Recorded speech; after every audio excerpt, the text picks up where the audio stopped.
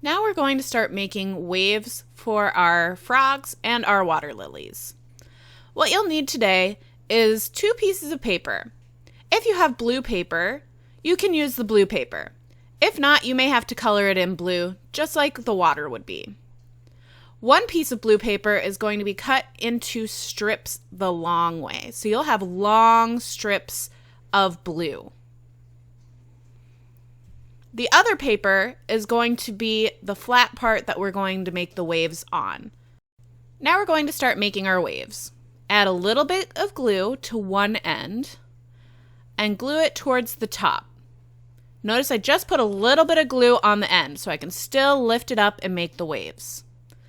Now you may have to hold down this area for a little bit to really let it dry before we make the bumps for the waves. Be really patient with this. The more patient we are, the better it's going to turn out. And the easier it'll be for you to make the waves. Now I'm making a little fold here just so it's easier for it to stay flat, even though it's not completely dry. I'm going to do the same thing over here. I'm going to add a little fold where I want my wave to end.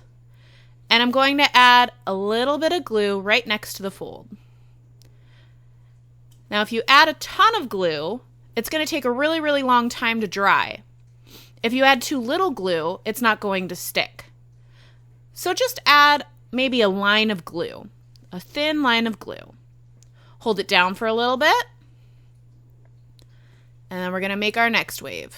I'm making a little fold, adding a little bit of glue there, and making sure it bumps up. Now it gets trickier when we have more areas with wet glue. So again, be super patient with it. Hold it down for a little bit. Let it dry for a while. Now you can see we have some bumps and there's some different heights.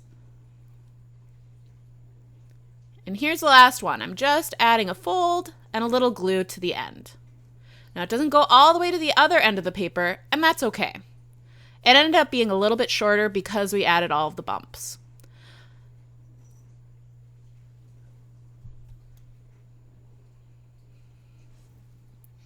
Our next wave, I'm going to start on the opposite side, so then we can kind of even out where our waves are going. So my first wave started on the left side.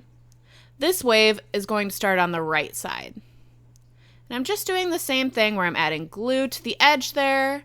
I have it folded a little bit. And then I'm going to make a bump and a fold for the next wave. And I'll continue that until I run out of room on my paper.